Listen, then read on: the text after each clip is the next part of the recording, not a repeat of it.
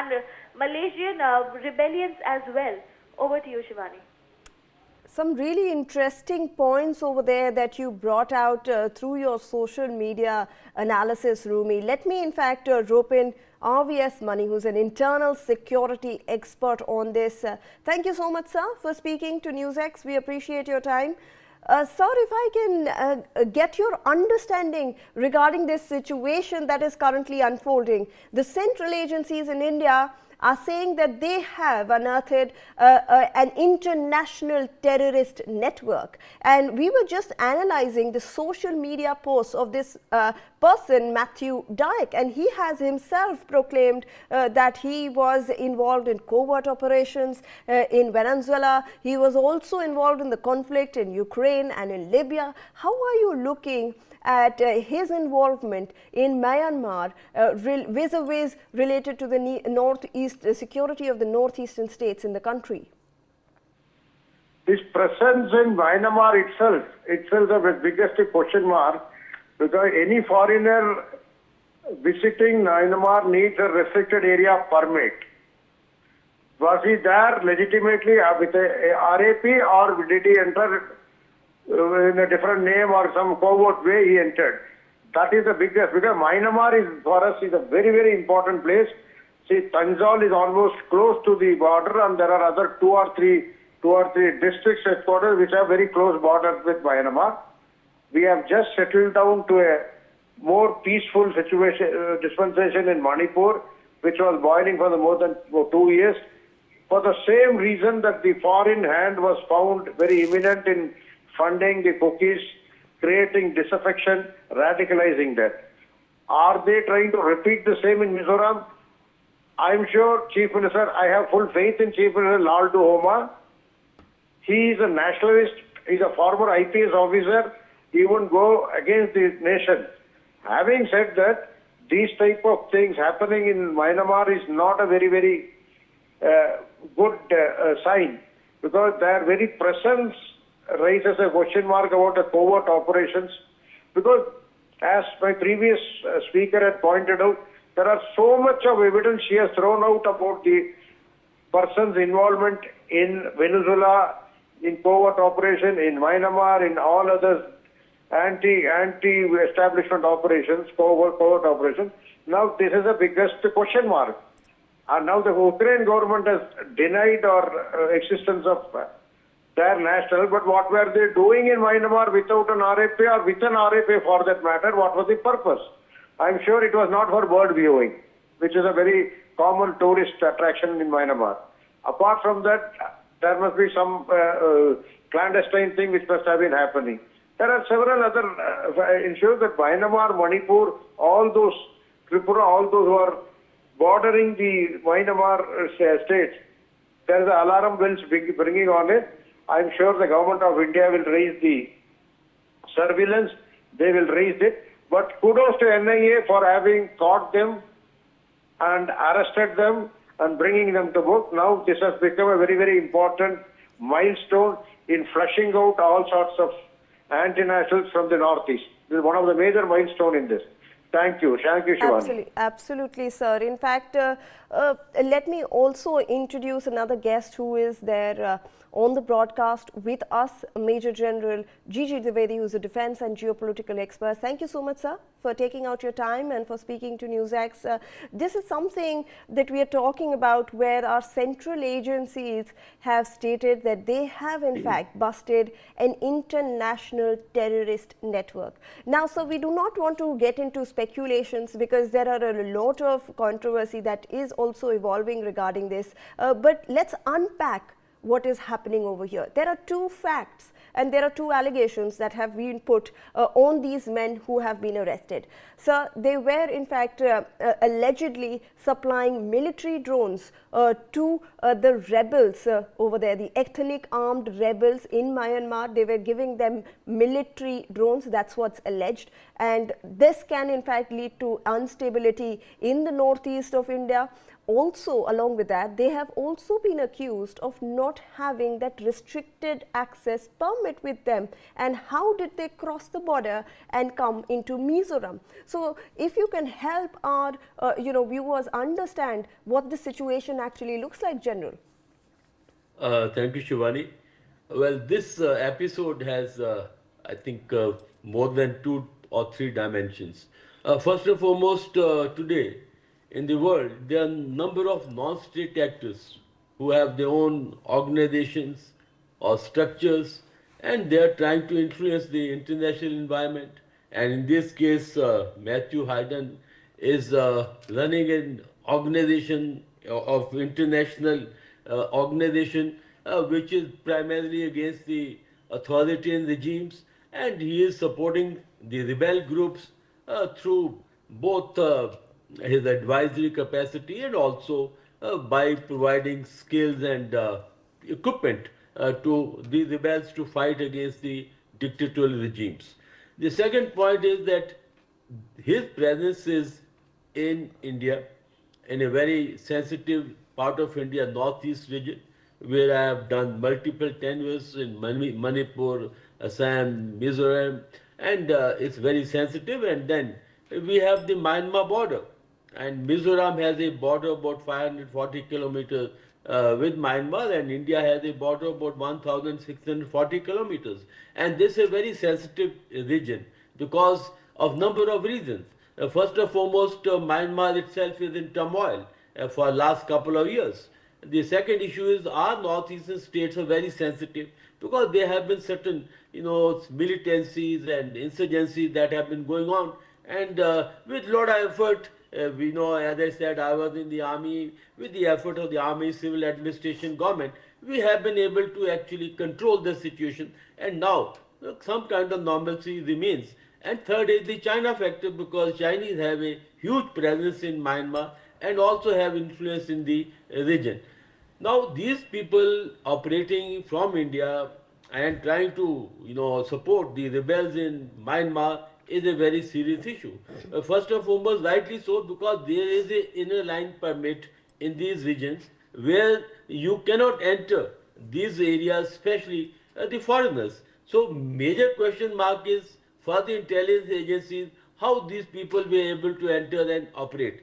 And the second point is how they are trying to assist the rebels in Myanmar, which is again a major concern because a lot of refugees have come into Mizoram from Myanmar and the border remains sensitive, but this border is open. So I like to make 3 important concluding remarks. First and foremost, we have to keep a very close eye on the international non-state actors who are trying to interfere or trying to destabilize the environment. Secondly, the presence of these people in our northeast region, which is very sensitive. And third is our border with Myanmar, which is again, I would say, a security issue, because this border is, of course, open border, but then we have a serious concern about the rebels, Kachin, and other, organizations which are operating in this region. So all told, I think it has been a good, timely act by the NIA to, nab these people. But I am sure this may be just the tip of the iceberg. There may be other organizations which may be operating as well, and we have to keep a very close eye on what's going on in this area. Shivani. Absolutely, General. Some really valid points raised by you over there. Let me, in fact, also introduce to our viewers what Ukraine has to say, because there are a lot of Ukrainian nationals who have been arrested in this by the NIA. So, Ukraine has now launched a protest with the Indian government over the March 13 arrest of 6 of its nationals who Indian investigative agencies claim repeatedly entered Myanmar through Mizoram, along with a US national with a self-professed colorful past, and trained ethnic insurgent groups in drone warfare. Alexander Polshchuk, who is Ukraine's envoy to New Delhi, met C.B. George, Secretary West in the Ministry of External Affairs, and handed over an official note of protest seeking the immediate release of the 6 Ukrainians. General, there is also this factor that comes into the play. That's why when we first started discussing this, I was like, let's not get into speculation, because we have a note of protest from the Ukraine government. They are saying that there are no clear signages sometimes which are not visible, and hence people or foreigners get lost and enter restricted territory, and that's what happened to all these people as well. And they have also stated that Ukraine was not notified of their arrest, which is against the protocols which should happen. So when we look at all these diplomatic angles as well, sir, since it's an international terrorist angle that we are looking at, it does get a little bit complicated in such kind of a situation. Well, Shivani, that's right. That because it has the international, citizens who are involved, so it gets complicated. But I like to clarify 2-3 important issues. First and foremost, these people straying into the Mizoram, that is the crossing the inner line permit, it cannot be disposed of as an innocent act, because given their background, after all, Matthew Van Dyke has a background of supporting the insurgencies, and has reporter had put out a lot of material on that. So therefore, it cannot be unintentional. It definitely has intention, because their main mission or the aim is to bring down the dictatorial regimes and help out the rebels in doing so. So therefore, I don't buy it that it was just a unintentional or the innocent breaching of the inner line permit. The second point is that in these areas there is a special law in which you can arrest people on the suspicion that you don't have to have a arrest warrant because of the security issues. So therefore, these people have been arrested, and then the follow-up action, the legalities or international protocol will be followed later. But the point is that as they were seen as a security threat, and there are special provisions which are operative in these areas, therefore they can be arrested as per the Indian rules and regulation.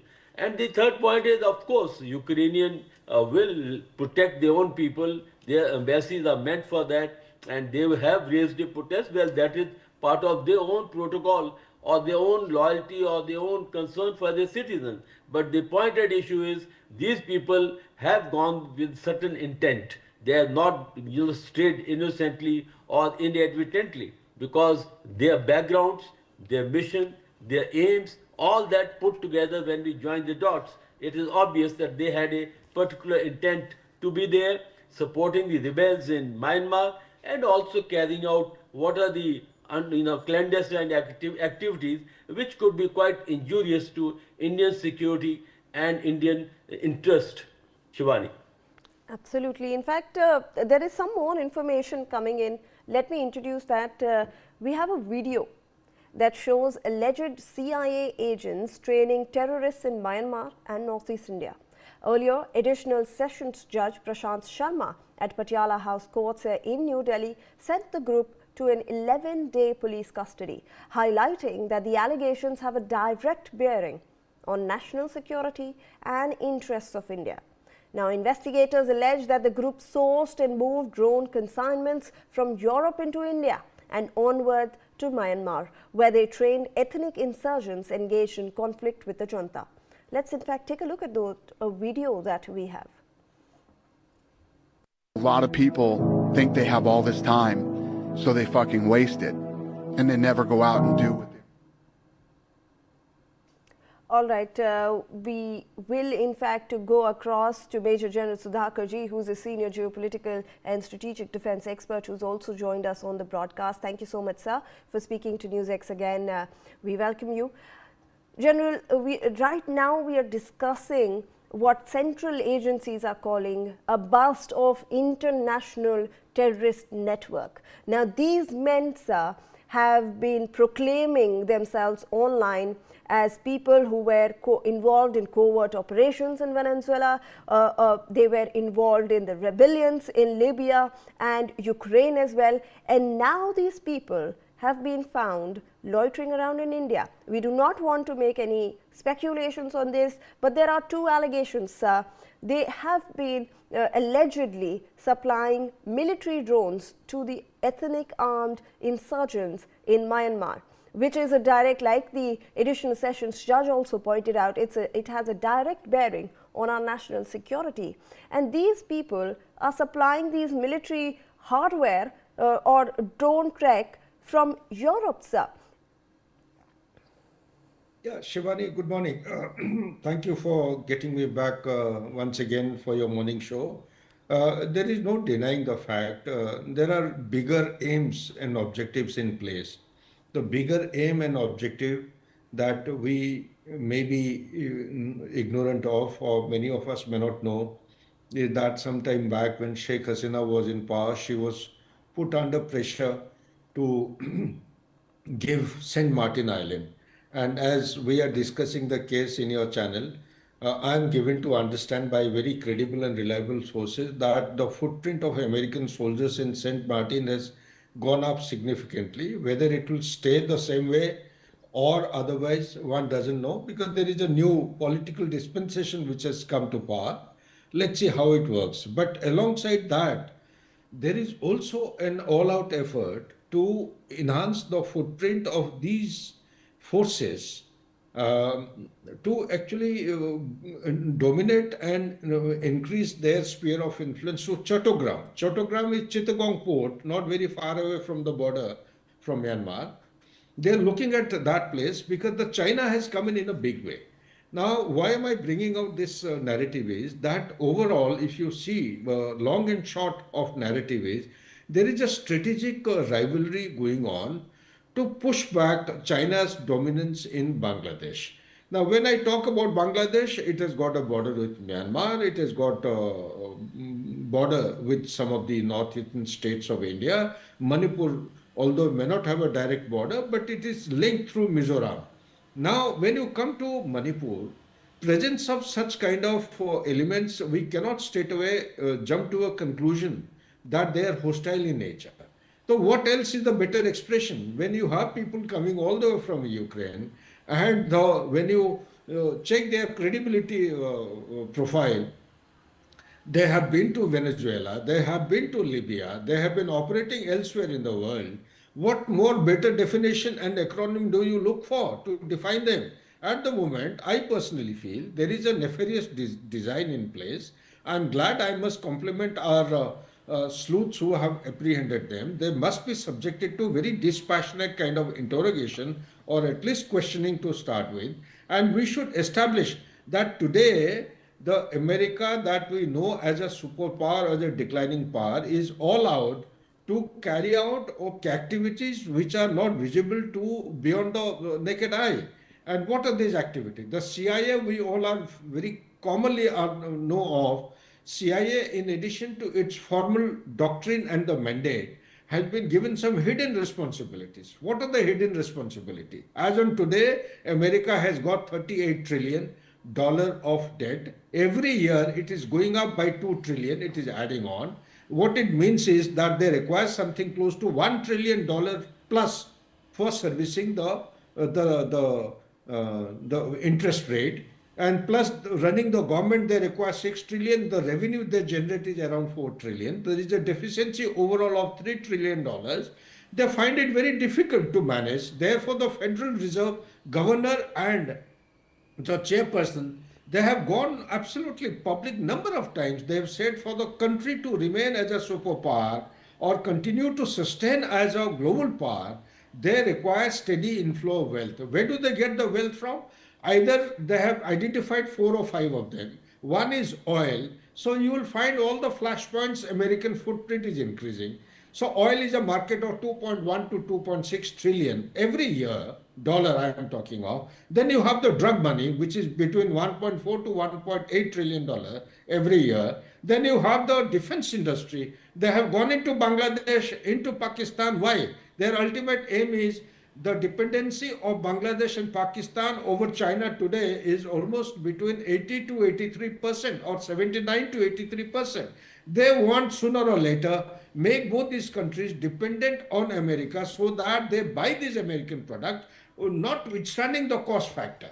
And next point is about the pharmaceutical industry and drug money. I have said wherever they go, like Bangladesh, it is actually opening up a corridor and through the Arakan army with the Rakhine province, and they are into the triangle, golden triangle that we know of, and from there they get the cheapest variety of heroin and all the kinds of chemicals which are produced out of it. They make use of this money, earn this money, and keep providing to the kitty of the USA. So this is the inner dynamic. And plus, Myanmar has to be understood from the perspective that consequent to the pro-democratic move, which was brought down heavily by the Myanmarese army way back in 1980, Myanmar willy-nilly had actually changed its leaning towards China. But soon they realized that China thing was actually turning out to be very hostile, cost prohibitive. They started penetrating into the way of life of Myanmaris. So in the year 2006-7, they decided, Thyssen was the president, that they would like to take a departure from dependence on the China, and thus the paper was written in Burmese language by a serving lieutenant colonel of Burma, and that how the dependency gradually will shift towards America. So that strategic overplay is being witnessed today. They want to push back China in a big way, because no superpower, as per Thucydides doctrine, will ever allow any rising power to come up to its footing, and no superpower would like to lose its supremacy and authority. So they will keep on giving extension to their dominance as far as possible. We know that the dollar is actually going down its dominance. It has come down to 58%. Earlier, sometime back in the peak period, it used to be 86%. And the Brent crude oil, it has undergone a kind of a change from June 2024. Saudi Arabia has made public announcement, promulgation, that anyone who wants to buy oil can buy oil in non-dollar currency. So switching over to non-dollar currency is a big threat to America. So anything and everything that we see is actually intertwined with these kind of dynamics, where America is trying to make sure that there is a steady inflow of wealth back to its country, and it is able to restore its status quo ante as a global power, as a superpower, and continue to sustain the same, or the least is to remain as a global power as long as possible. Back to you, Shivani. Absolutely, General. But let me also, in fact, circle back to Major General G.G. Dwivedi on this, because I want to understand